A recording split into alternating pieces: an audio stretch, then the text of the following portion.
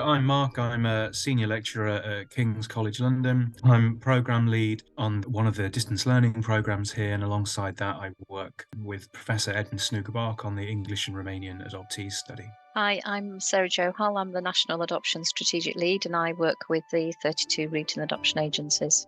I'm Matt Woolgar. I'm a consultant clinical psychologist, and I lead the National Adoption Fostering Clinic at the Maudsley Hospital.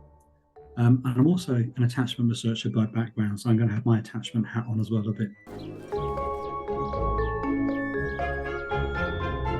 So Sarah, let's kick off with you. Give us a sense of the impact that early life deprivation has on the people who experience it in terms of physical health, in terms of mental health. What do we know? Well, we know that people are more likely to experience mental health issues such as depression, post-traumatic stress disorder, or substance misuse. And we know that people can experience difficulties in their behaviour with increased risk-taking and relationship difficulties and challenges in behaviours. So we know that it has a massive impact. I agree, and that the impact is highly varied. And I think that's one of the things we have to remember about early adverse experiences, even within classes of adverse experience like deprivation, that the outcomes are going to be really varied and really different because people are different, and the experience of that deprivation will often vary quite a lot as well, particularly in UK settings. You know, in the real life settings, deprivation takes wildly different forms. It's going to have very varied impacts on people. So Mark, the ERA study has been going for a long time. Originally described by Michael Rutter as a unique natural experiment. So give us an overview briefly of this work with English and Romanian adoptees.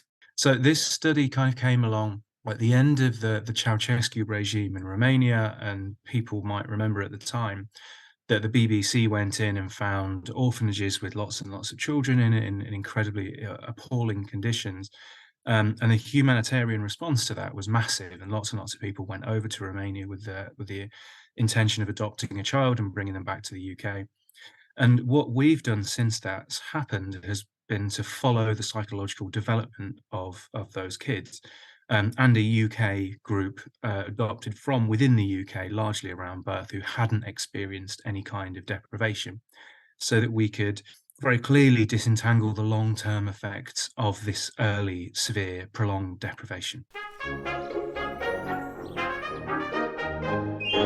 So yeah, what have you found? Before these two papers that we published recently, what are the kind of main historical findings, if you like, of ERA? I suppose the main ones are that there seems to be a dose effect. So when you look at the study, what you find is those who experienced fewer than 6 months of deprivation, broadly speaking, indistinguishable from the UK adoptees, and broadly speaking, indistinguishable from the norm, as it were. However, in those who experienced over 6 months deprivation, you start to see a really increased risk of neurodevelopmental problems. If you look at the rates of ADHD, and obviously it fluctuates somewhat over time, but it's around about a third who meet criteria for ADHD and around about 1 in 5 who meet criteria for autism, which you don't see those rates in those who experience less than 6 months. And I think that it's really, really important to stress that that there is that heterogeneity, exactly as has been mentioned. Around about half have none of these difficulties, even in the most deprived group. And I think the other thing to mention that's really, really important is all of this is happening in the context of incredibly warm, supporting, loving families, who continue to be incredibly warm, supporting, loving families, and nevertheless that we see these problems persist. Now, it probably is worth mentioning that we did see an initial catch up in many kids, but unfortunately for those with difficulties that persisted till around about the age of 6 or 11, in most cases they've persisted until adulthood. So I'm interested, Matt, in your response, first of all, to this unique natural experiment, because I guess one of the big real world applicability issues here is that we're talking about adoptees from Romania, from quite a unique situation, which is maybe different to the situation that young people experience here in the UK when they have early life deprivation. What do you think we can learn from this research? There's so much we can learn from this research. It is fantastic research. And I think Smart was saying the heterogeneity, I call it diversity, the diversity of responses.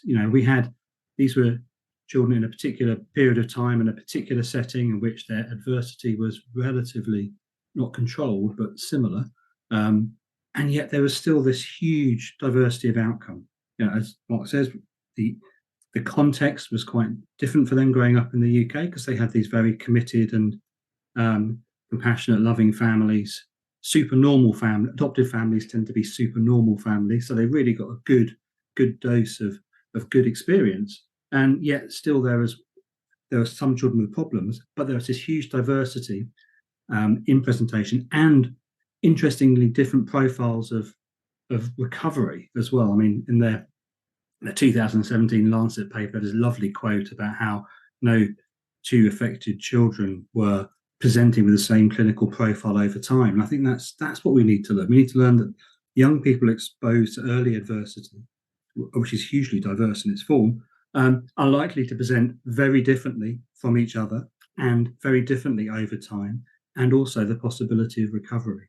Sarah, what do you want to add to what Matt said there? What can we learn from this in a real world setting? Are these findings applicable? I think these findings are really applicable. And I think what's really interesting for me is about how we provide support services to families and children, because I think historically there's always been this sort of view that, lots of love and care will actually make everything okay. And what we know is that actually we need to have a range of responses because, some of these children just don't catch up because of the neurodiversity issues, and about how we ensure that we have a range of different services to meet the needs of all of the children and families. If I could say one final thing with my attachment head on in particular, is that those studies told us so much about attachment, and we learned so much about attachment pathology in the Romanian studies. Firstly, even in these extremely toxic environments for attachment development, issues were relatively rare, even so, and where issues occurred, a lot of them recovered, which were the ones that weren't neurodevelopmental in form. Ultimately they tended to recover, and that's a message I think we need to carry over into the UK context. That this diversity, these varying profiles of recovery, different functioning at different points of time, and also that attachment issues are often overstated. There is this assumption perhaps that with enough support from the parents, or with the right sort of parenting intervention, that these problems will be mitigated, whereas our evidence just doesn't support that. What it suggests is even when there is this kind of overwhelming love and support, that we still see persistence of these difficulties, and that those difficulties are largely neurodevelopmental in nature.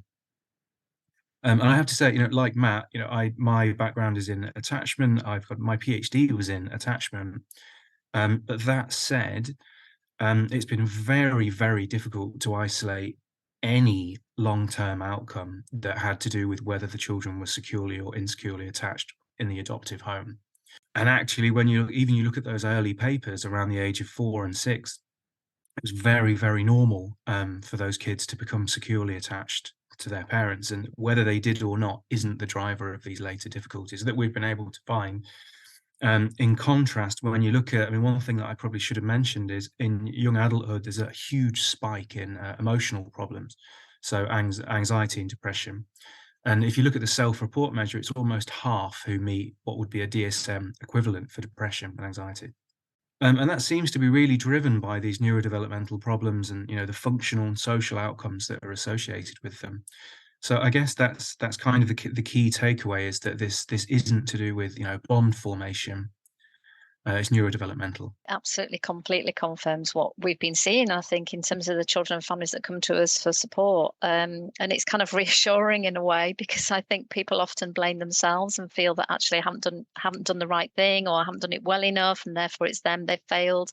And that's clearly not the case. There are these underlying issues which we really need to be aware of. In practice terms, we're for adopted children, for example, in the UK, in England, I should say, we're a little bit hamstrung by the idea of focuses on attachment and trauma, which is how the Adoption Support Fund is organised, and that's a real shame because it's missing out on a lot of these young children's and families' issues around neurodiversity. I mean, just in terms of what Matt was saying there around the Adoption Support Fund, for example, very focused on the therapeutic kind of provision, but really the importance of the relationship between the caregiver and the issue around the neurodiversity issue or the kind of physical development issue around sort of motor development, etc. And that interrelationship between the two, and actually how you have to kind of work with those both kind of in tandem. So yeah, I just think it's just a really interesting piece of research, and I don't think we have enough of this understanding in practice generally.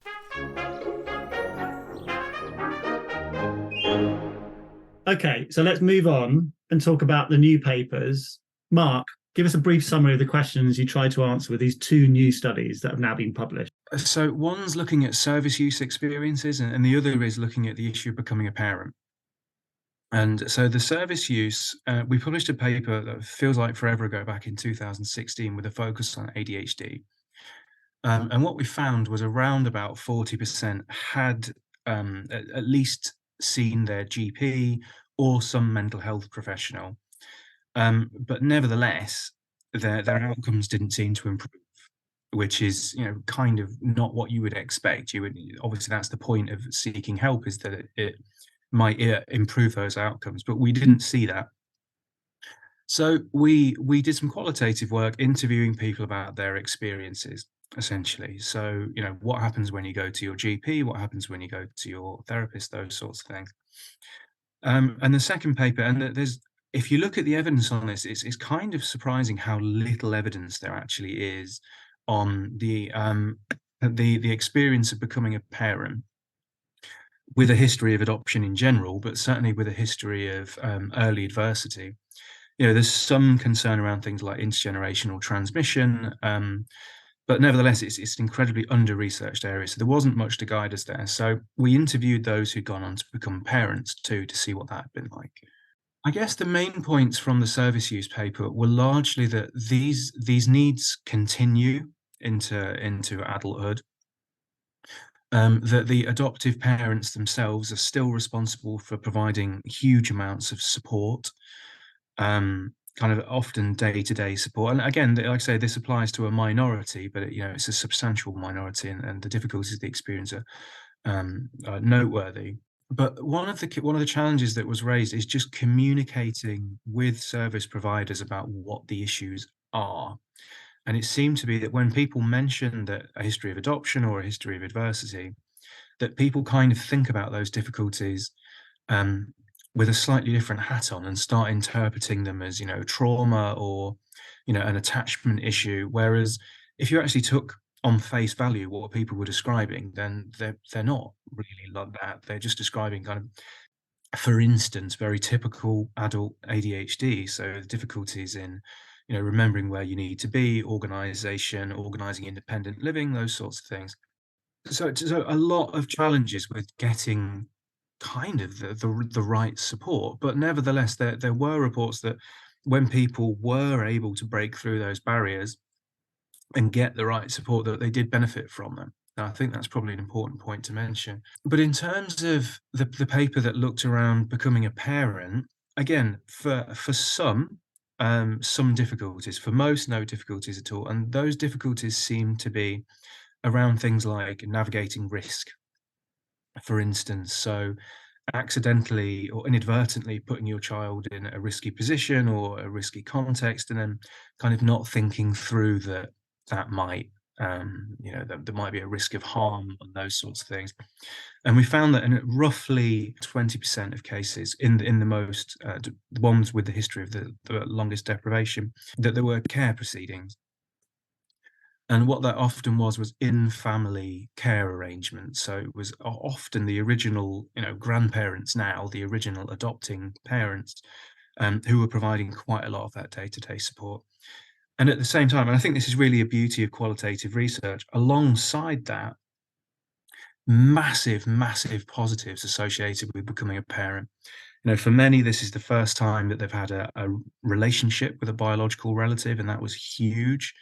It provided a massive incentive for things like seeking employment, bettering your future, and those sorts of things. Socially, it's a great leveler, and a huge range of positives that happen alongside some of the struggles that people had. So, and I think that's probably a helpful way of framing it, that, this isn't neglect in any kind of motivated sense. And, what it is that just basically challenges that some people experience, that sometimes manifest in difficulties in providing appropriate care.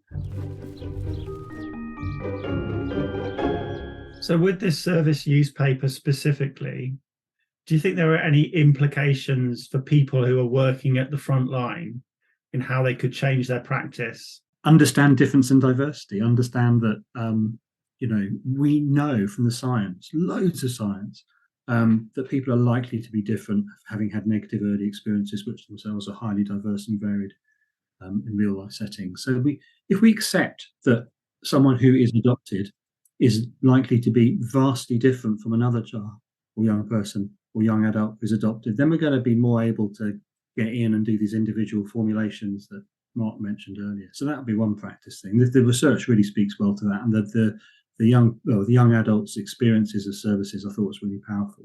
Yeah, I think it also just really challenges us as kind of people who provide services not to kind of respond in a very kind of silo way. We're all working in these different bits. That's autism, that's ADHD, that's mental health, that's this, that's the other, and we kind of expect people to fit into boxes. And I think we really have to challenge ourselves to look at the individual and respond to the individual needs.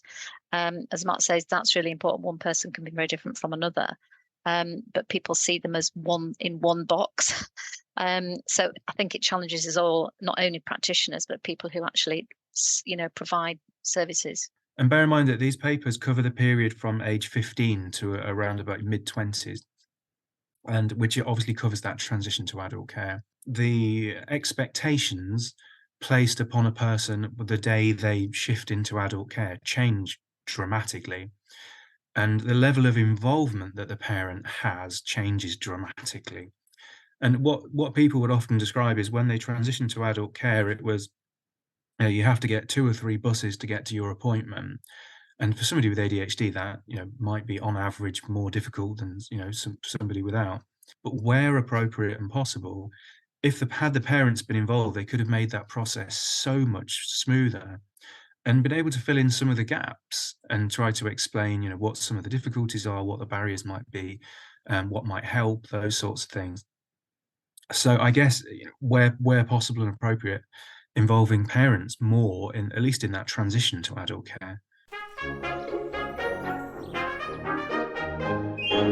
Moving on then to the parent paper, Sarah, lots of interesting findings here, some positive, some negative, about becoming a parent. I know that Beth Neal has just done some research, hasn't she, about adopted young people becoming parents in the UK, and so it's interesting to look at the two different studies. And I think the kind of, when you were saying that, often the adoptive parents of the parent had a really important role to play in sort of raising their grandchild, as it were, was really sort of important, and the importance of that sort of plays in terms of, when you adopt a child, you often become the grandparent and often become the caregiver for those children, because the adult cannot safely care for those children. I think that's just really interesting in terms of longitudinal look, really, at your commitment as an adoptive parent, really. Often, and sometimes, not all the time, you might end up parenting your child's child. I guess this is something that we, Edmund and I, sometimes refer to as this kind of cycle of vulnerability.